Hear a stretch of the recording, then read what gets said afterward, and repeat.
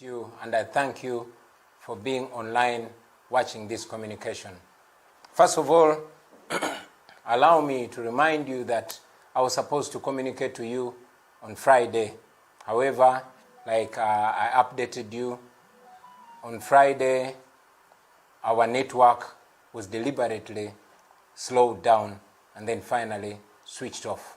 Not only the internet network, but also power was switched off.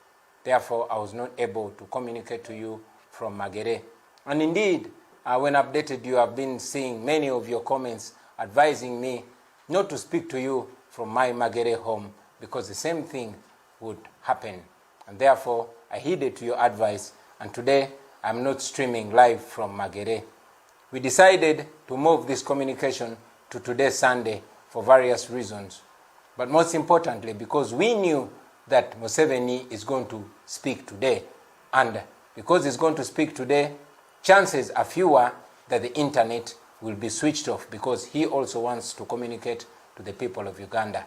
Imagine where we are, ladies and gentlemen, where we can only time our communication, where we can only speak when Museveni wants people to listen. And therefore, I'm glad to be talking to you today, regardless. Today, I want to talk to you about three things. One, I want to appreciate all of you for the work and all the various things that you've been doing in support of the struggle.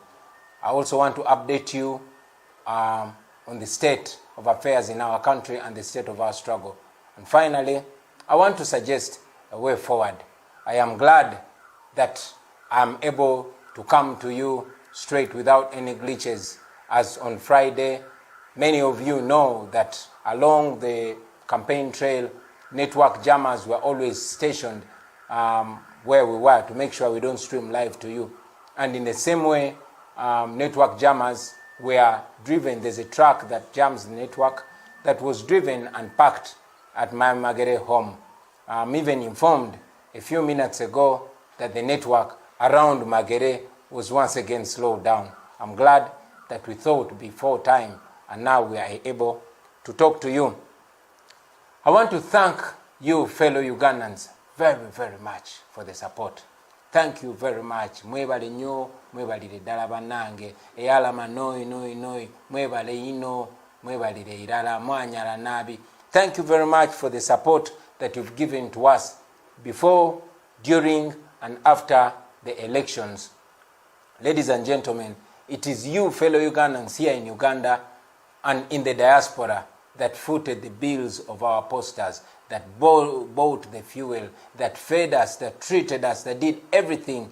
Even if General Museveni likes to always claim that we are funded by foreigners, but we are funded and supported by you, the common Ugandans, here in Uganda and abroad. I cannot take you for granted. I want you to know that you are the wind beneath our wings. Thank you very much for turning up to vote. Thank you very much for giving me your trust, for voting me, electing me as your president, because I know you voted for me to be your president. And I know that we won. We won according to the declaration forms that we were able to collect, up to 25,000 declaration forms, and those that we could not access, including the ones that were, confiscated from us and from our agents by soldiers and the police. Where we didn't get declaration forms, we relied on those that came from the Electoral Commission, even when we don't trust them. So according to our tally, our finding is that we won with 54.19%. In the face of all the rigging, we are aware, as you watched the military, police officers critiquing all available ballot papers in favor of General Museveni. I already updated you, ladies and gentlemen, that military trucks were moving from one polling station to another, especially in the districts of Western Uganda and Northern Uganda, taking all available ballot papers in favor of General Museveni. Many places were not able to vote in Northern and Western Uganda. At many polling stations, the voters reached, but were told that the election was not taking place. Some were told that they could only vote for their members of parliament and go back home. They could not vote for the president. So in the face of all those irregularities, I am proud that you Ugandans asserted your voices very solidly. And therefore, I am confident to inform you, ladies and gentlemen, that we won. We won this election. Of course, as you know, General Museveni, using the military, police, and all other institutions of state, rigged this election, albeit brainlessly, but they rigged it. We are all aware that the Electoral Commission announced the results before even actually counting. That explains why they every now and then put up contradicting declaration forms trying to justify their rigging. So I thank you, ladies and gentlemen, for turning up and voting, and most importantly, voting for change. I want to thank you for supporting us during the election, but most importantly, supporting us after that election. You are all aware that General Museveni started arresting our people, torturing them so bad. Many have shown up dead, while others are still in hospital, nursing wounds of torture. You, ladies and gentlemen, especially you friends in the diaspora, the US chapter, the European chapter, the friends of Uganda across the world, you have supported us. You have treated the victims of torture. You have treated those that are with grave injuries. And indeed, those that have died, you've supported us. For example, just the day before yesterday, we were laying our comrade Fabian in Arua. You supported the funeral. You supported the transportation of the body. We salute you, ladies and gentlemen. We continue to be motivated by your kindness. And we can only say we won't give up simply because we know that you are there. We also thank you, ladies and gentlemen, for supporting those comrades that are in incarceration. You've constantly supported those in Chitalia, those in different prisons across the country, with meals, with bail money, with legal assistance, and all the assistance that you've extended to their families, the welfare of their families. Hundreds of our comrades are in prison, but their families don't lack. Not because of we, the leaders, but because of you, Ugandans, that dig deep in your pockets to ensure that these comrades are constantly reminded that they are not alone. Thank you very much. I cannot thank you enough, ladies and gentlemen, but I'll only say that God should bless you abundantly, and we can only pledge not to give up. I want to update you about the state of affairs in our country. Ladies and gentlemen, as you are aware, after the election, knowing the kind of crime that he had committed, knowing the kind of fraud that they just gotten involved in, General Museveni and Sonia Zifola Busungu, he started rounding up all our people. Abductions increased. Many people have been abducted. Some have shown up dead, like in Mukono and in northern Uganda, while others have shown up with grave injuries. A young man called Segawa Ronald, who many of you saw in a video, who was paid to paint himself yellow and move on skates to pretend he supported Museveni. As you know, Museveni has always been renting support. This young man was captured on camera telling the people of Uganda that he is there to make money, but his heart was for change. Segawa was abducted, beaten so bad. 3 of his fingers were cut off. His teeth were removed. He was tortured and dumped for dead. Good Samaritans picked him up, took him to hospital. Like many others, he is still recovering, but he is strong. Not only that, I can only give you a few examples, ladies and gentlemen, but the abductions have increased. More than 600 people have gone missing. Just today, a young man from Nachifuma, famously known as Jimani, was abducted. Nobody knows where he is. And a few of those that have showed up, you've seen they've come out bearing marks of torture. Many have been murdered, like I've said. The females that have been lucky to resurface, have reported being raped in detention by government security. Others have been tortured so bad that they even fear to speak. We have a newly elected mayor in Buwama. He has been missing for a month, but when he and his comrades showed up, they could not dare speak because their close associates tell us that they were gravely intimidated and promised to be murdered if they dared to speak out. However, it's at this note that I want to encourage all of you friends, speak out. Speaking out is the only security that you have. I always told you on the campaign trail, and I tell you now, that the camera is our biggest weapon. Dictators fear being exposed. So don't be intimidated. They released you because they could not hold you any longer, because there's so much pressure. So while we exert the pressure, once you happen to get your freedom, speak out. Your speaking out is going to be life-saving for the many people that are in incarceration. Let these murderers know that they cannot go scot-free. Let these murderers know that everybody that comes out will expose them. That is the only way we can stop this crime. We have all seen General Museveni telling lies. He came out and confessed that SFC, his personal army, his personal guards, are the ones that are holding our people, even though he cut down the number to 53. But he came out and said SFC is the one holding our people. Interestingly, when the spokesperson of SFC came out to speak to the nation, he denied holding those citizens of Uganda. But again, in the same communication, the spokesperson of SFC said they don't have to follow any law when they are abducting and kidnapping these our fellow Ugandans. So you can imagine the impunity. President avayo nagamba aba SFC bebakwata bana abantu era bebabatulugunya. Aba SFC ne bavayo ne begaana, and then ne bamala ne bagamba tebalina goberera mateeka gonna nga bakwata abantu. So you can imagine the impunity that we are dealing with in Uganda today. Many attacks have continuously gone on.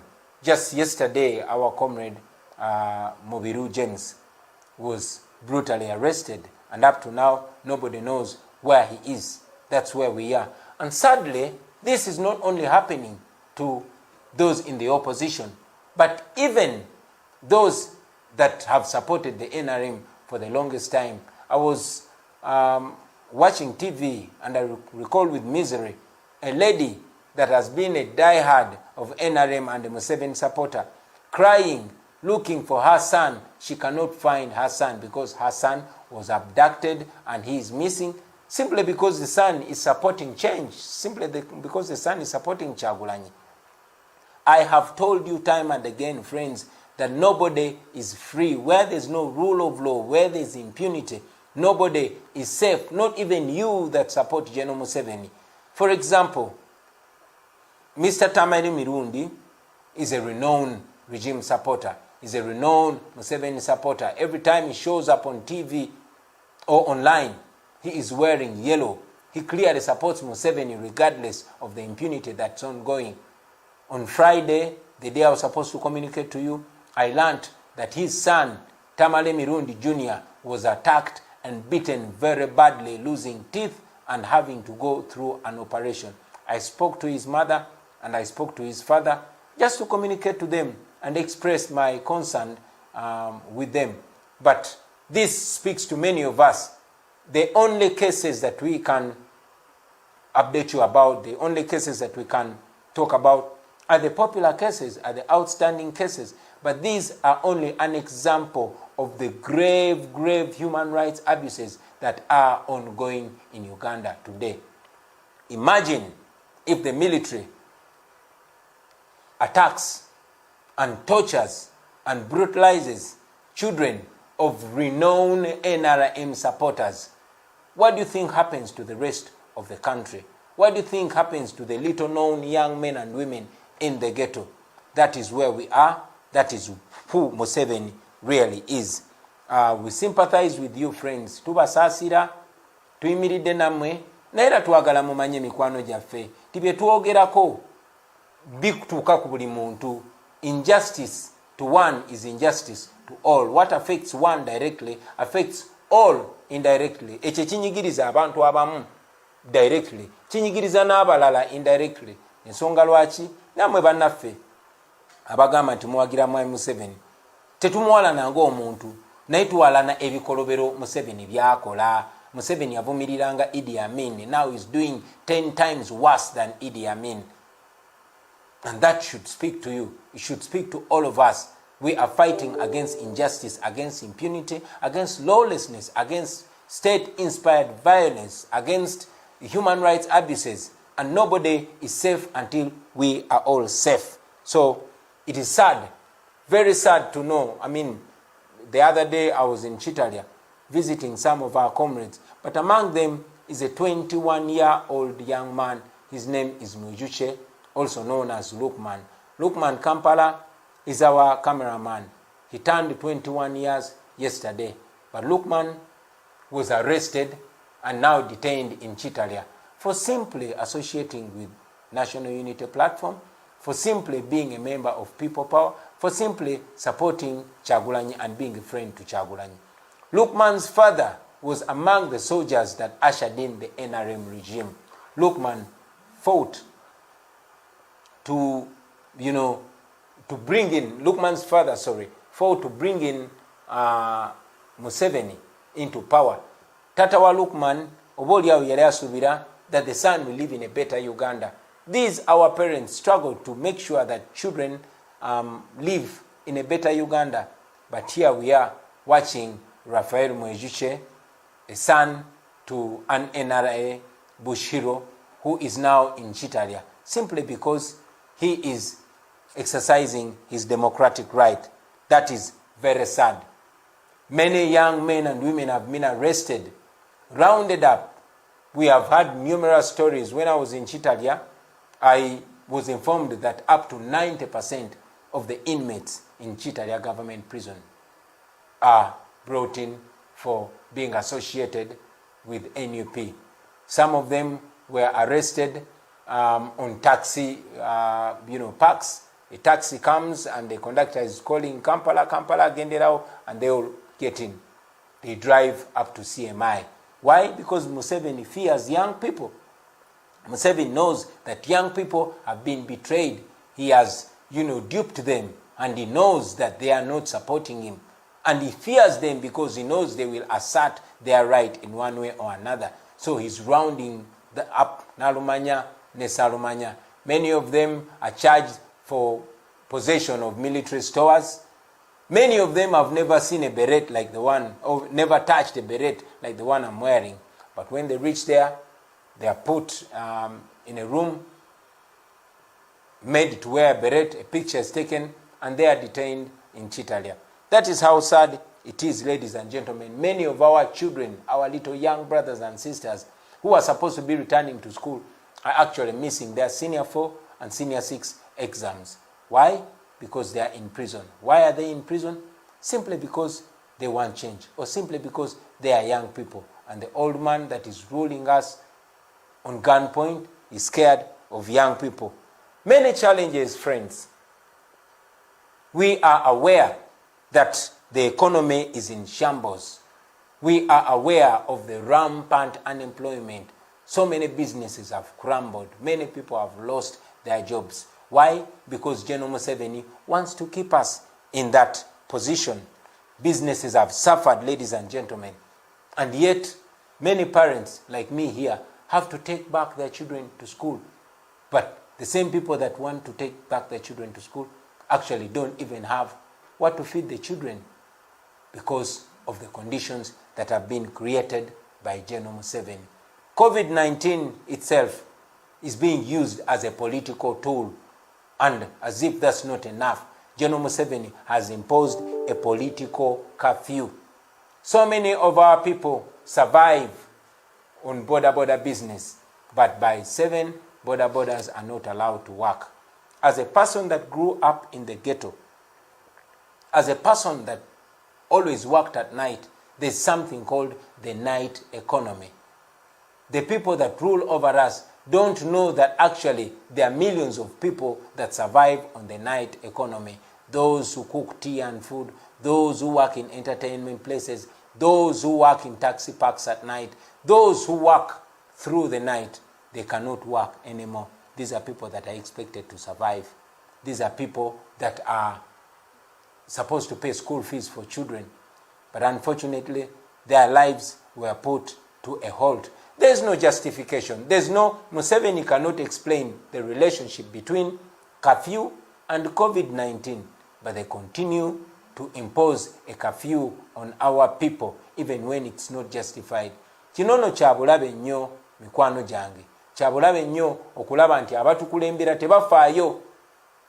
Abannayuganda bangi nnyo ng'emirimu gyabwe gya kiro, nga bo basurvivingira ku night economy, ng'omuntu akozeeko mu ndongo, ng'omuntu akozeeko mu bulamu bw'ekiro, mu taxi ez'ekiro, mu mikolo egy'ekiro. Tumanyi nti bangi abafumba kyayi ku zipaaka, abavuga zibooda ekiro, abavuga taxi ekiro, ng'omu agivuga misana omulala agivuga kiro, booda omu agivuga misana omulala agivuga kiro, n'ebirala ebifaanana bwe bityo. Obulamu bwabwe bwakoma.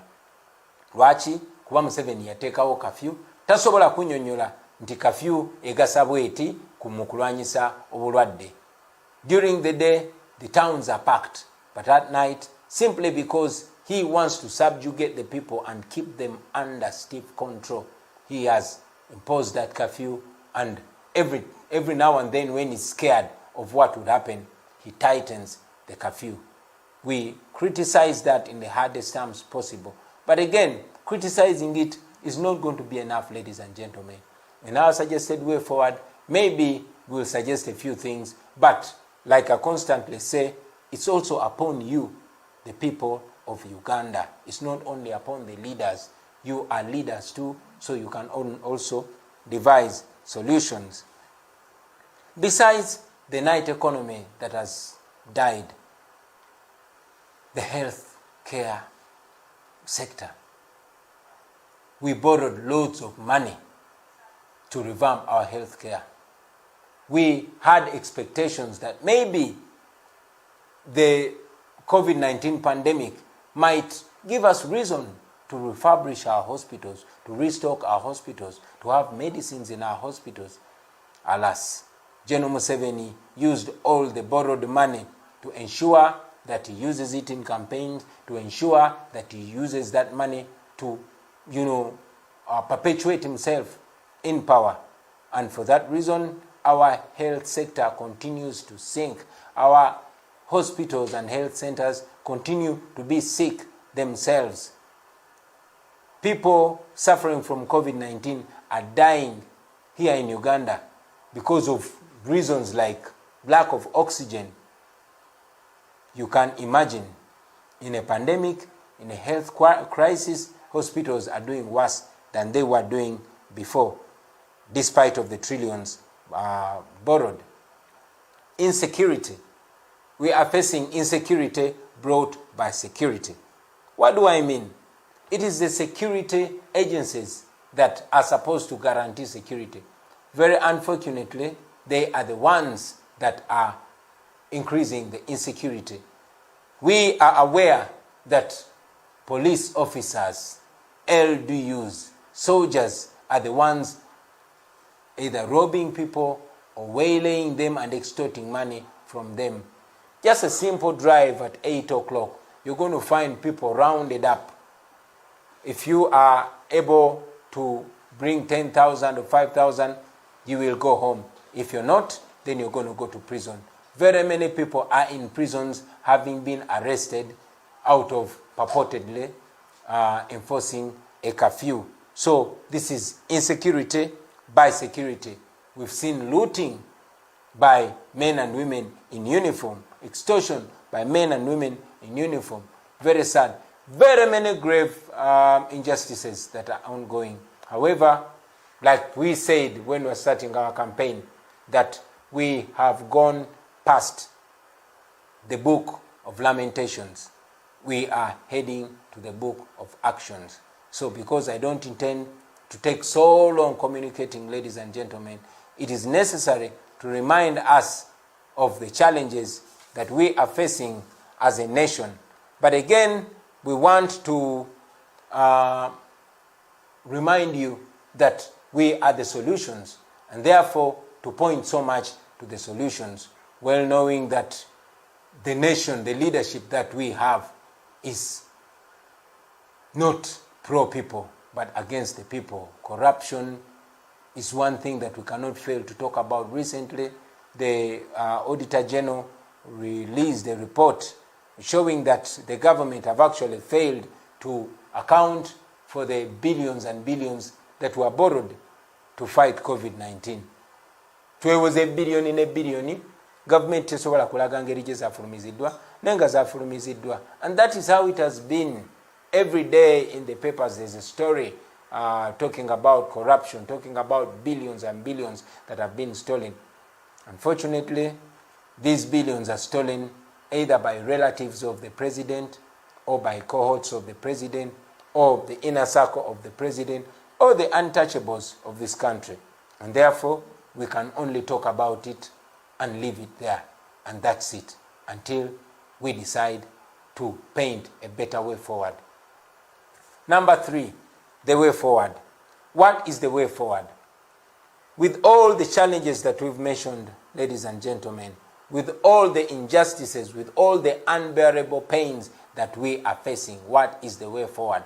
First and foremost, we looked at changing leadership, and that is why we went into the election, which election was marred with brutality, with lawlessness, with murder. Hundreds of our people were killed, and looking at the 18th and 19th of November, over 100 shot dead. Nobody held accountable, only for General Museveni to come out chest thumping and congratulating his boys for a job well done. And the killing has continued. We won the election, but we were not announced winners. I was put under house arrest.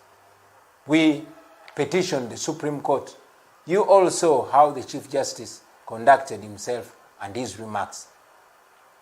And that's why I told you that we are bringing back the matter to the court of the people. So what is the way forward? Friends, in the 1980s, we all remember General Museveni saying, and I quote, "What else can one do when a government has closed all ways of peaceful change? What can we do other than resigning to slavery?" He said that before he and his friends took up arms, which led to the death of more than 500,000 people. That was in 1980. There's a book that I've been reading. This book is called Mission to Freedom, Uganda Resistance News. It was written between 1981 and 1985. This book was written by Museveni and his friends. I want to quote from this very book. I will read for you a little bit from page 3. It says, and I read, "The right of rebellion against tyranny has been recognized from the most ancient of times to the present day by men of all creeds, ideas, and doctrines. It is part and parcel of the notion of political liberty. It transcends any narrow laws enacted by petty dictators and despots." The right to rebellion transcends any laws enacted by petty dictators and despots, just like Museveni. He goes on to say, "The right to rebel against tyranny was at the very root of the American War of Independence against the British imperialism. It was at the root of the French Revolution against divine right and monarchical despotism. It was at the root of many successful anti-colonial wars in countries here in Africa and elsewhere. For example, Algeria, Kenya, Zimbabwe, Mozambique, Guinea-Bissau, Angola, and others. Even the normally imperturbable Britons found occasion to invoke this right on a number of occasions. Once at Rudumide, to force King John to sign the Magna Carta, and on other occasions to depose crowned kings like James II and Charles. This golden right was aptly defined by the American Declaration of Independence signed on July 4th, 1776 in Philadelphia. Museveni goes on to say, he goes on to quote the Declaration of the American Declaration of Independence, and that was in 1776. It says, "We hold these truths to be self-evident, that all men are created equal, that they are endowed by their Creator with certain inalienable rights, that among these are the right to life, to liberty, and the pursuit of happiness. That to secure these rights, governments are instituted among men, deriving their just powers from the consent of the governed. That whenever any form of government becomes destructive to these ends, it is the right of the people to alter, abolish it, and to institute a new government, laying its foundation on such principles and organizing its powers in such form as to them shall seem most likely to effect their safety and happiness." Museveni goes on to say, "Indeed, rebellion against tyranny is not only a right, it is a duty for all oppressed people to carry out. The glorious men of the French Revolution stated this truth most aptly in their Declaration of Rights of Man. When a government violates the rights of the people, insurrection is for them the most sacred of rights and most imperative of duty." Muwulire ebigambo bya Museveni. That is Museveni. He says, I'll read this again. The glorious men of the French Revolution stated this truth most aptly in their Declaration of the Rights of Man, that when government violates the rights of the people, insurrection is for them the most sacred of rights and the most imperative of duties. The people of Uganda have invoked this right and are risen to the call of duty and taken up arms against Obote's regime of blood, oppression, and national shame. Then he went ahead to give us a justification of the war. These words were spoken by Museveni when he was our age. They go on to give us a story of 1980. This is in a book written by Museveni. These are his words.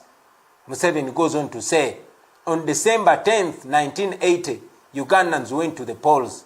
By late afternoon on December 11th, it was clear that UPC and Obote were heading for a resounding defeat, in spite of all the rigging that they had done at earlier stages of registration of voters, nomination of candidates, demarcation of electoral boundaries, etc. The UPC was seized with panic. Paulo Muwanga, at the time Obote's proxy as head of government, took over the powers of the Electoral Commission, and by his decree of December 11th, 1980, the decree stopped the returning officers and the Electoral Commission itself from declaring any results unless such results were personally approved by Muwanga. The decree further directed that all returning officers should not submit their constituency results to the Electoral Commission, but to himself, Paulo Muwanga, Obote's man at the time. A record fine of 70,000 in 1980, that was more than 200 million today. That was the fine imposed by Muwanga for anybody who did not comply with the decree. At a secret meeting throughout the night of December 11th, Obote and Muwanga proceeded to allocate seats to their party cohorts, even those that had not even gotten 10% of the votes. The following day of 12th December 1980, using their control of the national radio, the army, the police, and other state machinery, and backed by the government of Tanzania, Obote and Muwanga announced their coup. One became the president, the other became the vice president and minister for defense. Once again, a minority and unpopular clique was imposed on the people of Uganda, leaving them with no option but to take up arms in defense of the democratic rights. Those are words of Yoweri Museveni in 1980 up to 1985. Do you find any similarity to today? If you only remove the name Obote and put the name Museveni, if you only remove the name Paulo Muwanga and put a name of Byabakama, you'll find that this whole writing becomes fresh again. Fellow Ugandans, we are back to that same point 40 years later. 40 years later, after losing more than 500,000 of our mothers and fathers, we are back to the same place. The same thing, and even worse, is happening today in our generation. So, what is the way forward? I've labored to go into all that detail so that you understand where we are and where we must go as a nation, as a generation. I've said it right from the word go that we are non-violent. We don't believe in violence. We are tired. We are frustrated. We are hungry and we are angry. But at least we still have a brain. We have conscience. We respect life. We are many, much more than these criminals. We are younger, therefore faster and stronger than them. We are more connected. We could be violent, but we choose not to use violence because violence only begets violence. Darkness cannot remove darkness. Only light can do that. Hate cannot remove hate. Only love can do that. Therefore, violence cannot stop violence. Only non-violence can do that.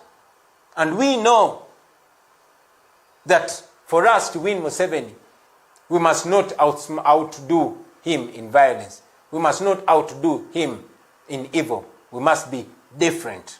That's why we don't want to be evil. That's why we don't want to be violent. But what is the solution? I am glad to inform you, friends, that according to the research that we've done and the studies that we've had, we know that non-violence is much more powerful than violence. Yes, violent revolutions have succeeded a few times in the past, including here in Uganda, but at a very high cost in terms of property and life. But we also know that non-violence has succeeded many, many more times than violence. Therefore, ladies and gentlemen, we decided to despise violence and take up non-violence. Because non-violence is much easier to participate in. So as a way forward, ladies and gentlemen, having tried all the legal ways and seeming to hit a wall, we remembered that we have not exhausted all legal ways. For example, Article 3. In fact, I'll start with Article 29 of our Constitution. Gives us the right to demonstrate and protest peacefully against any injustice. It is within our Constitution. And Article 3 of our Constitution makes it not only right, but a duty for the people of Uganda to rise up peacefully and unarmed. As a matter of fact, it gives us the right to use everything possible to restore constitutionalism once it has been overthrown. It's clear that General Museveni, using the military and other goons that carry guns but not in uniform, has overthrown the constitution. So we as the people of Uganda have a duty, not only right, but a duty to rise to the occasion and restore constitutionalism in this our country. Therefore, ladies and gentlemen, it's with that backdrop that we decided to announce peaceful protests. We called for peaceful protests because they are lawful. We called for peaceful protests because they work. We called for peaceful protests because they are our solution now. We know that Museveni is the kind of person that will respond to anything with violence. He only knows violence. He cannot tell us anything anymore. He cannot convince us anymore. Therefore, he will resort to violence at the quickest provocation. He resorts to violence, and indeed, since the day we called for peaceful protests, in the last 4 days, more than 230 innocent Ugandans have been arrested and remanded. Many of them are in Chitalia. As a matter of fact, even those that were not protesting, but because this is a very scared regime, they were arrested and they are remanded in Chitalia. The abductions increased and they continue. I am here, first and foremost, to give you confidence, brothers and sisters, that this is possible. It is very, very possible. Our struggle continues. General Museveni is cracking down on all people of Uganda, even when they are not violent, because he is scared of the people. But I want to remind you, friends, that just here in the neighborhood in Sudan, Museveni's friend Omar el-Bashir had apparently won the election with 94.05. He gave himself 94.05 in an election in 2015. And he gave himself the majority in parliament. But in 2018, he was kicked off by unarmed citizens who knew their rights and they asserted their rights. A few of them were killed. Very many of them were imprisoned. But they cannot imprison all of us. Allow me to thank and salute all the friends that have responded to this, our call. We've seen Ugandans protesting. I saw some led by Honorable Nyeko Derrick protesting peacefully, kneeling down and showing their dissatisfaction. I saw others in Kawempe. I saw many in Gulu and some in Jinja and in various places that I have not yet seen. I thank you, ladies and gentlemen. I know it is tough, but we might begin small, but with consistency, we will be there. We should remind ourselves that consistency breaks resistance. So let us insist, well knowing that what we're doing is legal, what we're doing is right. I want to remind you that it is not going to be one day or one way. No. Bino tebigenda kubeera bya lunaku lumu oba bya ngeri emu. It might take longer, it might take a week, a month, or even several months. But if we insist, they cannot arrest all of us. Amakomera gaffe tegasobola tumalayo, tegasobola tujja kugajjulamu bazzaako ekyekirala. Because tetulina musango, tetulina tteeka litumenye. For as long as you know that you have not broken any law, we must be proud to suffer for what's right, to stand together, to protest together, to go to jail together, and to win together, because we will certainly win. We know that. You should know that. So be motivated, be encouraged, ladies and gentlemen. Keep going. Like I said, it might not take one day or one form of protest. So take it upon yourselves. Devise means of protesting. I encourage those that have been intimidated so much, because it's true, the police and military has been deployed everywhere to just brutalize anybody that dares to speak out. But friends, these people cannot be on our streets forever. No. I know that Museveni, because he cannot pay these security operatives that he deploys on the streets, probably that's why he condones the extortion that they're carrying out on the innocent citizens. Why? Because to him they're paying themselves regardless of the insecurity and the inconvenience that they're causing to the people. But persist, friends. Keep going. Do not give up. We can do this and we are going to do it. Let us find various ways of protesting and we should go on to protest. Now, it's at this note, friends, that I want to note this very, very important issue. And that is the issue of discipline. Discipline. Discipline, friends. A revolution without discipline is dead at birth. A revolution without discipline is going to be very quickly vulgarized. We must be disciplined so that people join us. We must be disciplined so that we can distinguish ourselves as the ones who are right while our detractors are wrong. We must exercise discipline so that we even encourage people to join us, so that we let people trust us.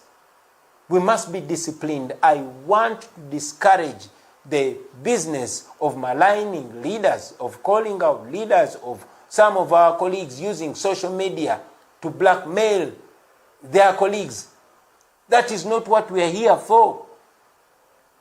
We know that there are challenges everywhere. What one person has not done, you can do. The blackmail and constant calling out and constant, falsehoods that are training on social media, they do not help our revolution. They only help the dictator. And that is what the dictator wants. So I discourage that. I don't support it. And it must stop. Kachino kanchogere ne mu Luganda mikwano jange. Ekigambo cha discipline. Ndabe bangi nnyo ku bannaffe ng'ate tebava naddala ku social media nga bamalininga nga basaaba ate bannaabwe be bali mu struggle y'emu. Tekina kye kitwongerako okudda ku social media n'oyogerera ba freedom fighter banno. Munno kyalemeddwa okukola gw'osobola okikola. Ekyokudda okusojjagana n'okwogereranga n'ebifuukule amafuukule tekitwongerako, wabula kyongerako dictator. As a matter of fact, dictator akikozesa nnyo okuteekawo olwatika muffe, okutwawulayawula, okuteekawo obuteesigangana, to create doubt amongst the forces of change. Tekina kye kikwongerako gw'okudda ku social media n'okolokota ate bakulembeze banno. I've been seeing it and I don't like it. Ekyo njagala kikome embagirawo. Tetusobola kubanga tulwanyisa nakyemalira, tetusobola kubanga tulwanyisa omuntu abwamba abantu baffe, atta abantu baffe, ate amaanyi ge twandikozesezza okulwanirira bannaffe abawambibwa, abali mu kutulugunyizibwa essaawa zino, abali mu kulaayibwa, abakyala abali mu kukwatibwa, ate amaanyi ago ne tugawoza ti agamu tulwanyisiganye, buli tulwanyise bannaffe. Manyi nti abakulembeze bangi nnyo abatannasobola kukola kye balina kukola olw'embeera gye tulimu. Naye oli kyalemeddwa okukola, either mutuukirire oyogere naye personally oba gwe okikole. Abantu abatulaba eyo bagwamu nnyo amaanyi nga balaba tuzze mu kusojjagana. Ekyo kiremesezza nnyo bannayuganda okwenunula okumala ebbanga ddene, kitukumidde mu busibe. So njagala kikome embagirawo, because it does not do us any good. It just divides us, it weakens us, it discourages us. It discourages the leaders. It discourages everybody. While I call upon leaders to give leadership to their people. But let us do that with respect. We've always said that we shall see and judge people by their actions. Abantu tubalabirenga ku bikolwa byabwe. Naye twewale ebigambo ebitematemamu bannaffe oba ebinafuya bannaffe. Oli bw'aba n'obunafu tumutuukirire nga ye, kuba tuli bakulembeze era abantu batwesiga. I want to request you comrades to focus. There's going to be a lot of diversion. A lot of diversion. You're going to be told various stories. I've been watching various groups. A group will come and say, do not protest because you're going to cause us problems. Don't be diverted. Nalabye n'abalala bavuddeeyo ne beeyita aba people power naye nga baagala kutujja ku mulama. Temuwuliriza abo abasumbuyi abatabuzi. Mwebereremu mubeere ku mulama, temuva ku mulama. Let us keep our eyes on the prize, ladies and gentlemen. As I conclude, I want to call upon the leaders, all leaders, religious leaders, cultural leaders, political leaders, and all forces of change. Friends, this is not a call of only the National Unity Platform. This is a call of the people of Uganda. You can make that call in your own voice, in your own shade, in your own color, for as long as it is for the people of Uganda. This is a time when we must stand all together, whether you are a political leader or you're a religious leader. Let us demand for what is right. Our people are being murdered day and night. It can no longer be about the politicians. It can no longer be about a certain religious sect, about a certain tribe. No, it's about all of us as the people of Uganda. So let us stand together and offer leadership to the people of Uganda. Let us reject what is wrong and embrace what is right, regardless of the language. Let us reject what is oppressive and embrace what is right. Let us reject what is unjust and embrace what is just. To all the leaders, it would be the best experience for the people of Uganda if we can all speak in one voice, with one voice. We don't have to stand on the same podium to say this, but the people know when you speak for them and when you speak not for them. So kindly embrace the call. All leaders, make the same call. Let us have our people stand up and liberate themselves.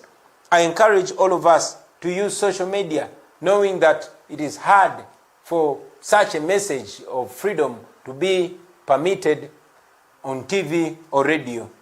But let us use social media because it's very powerful, and all other means of communication. I want to encourage you not to give up, ladies and gentlemen.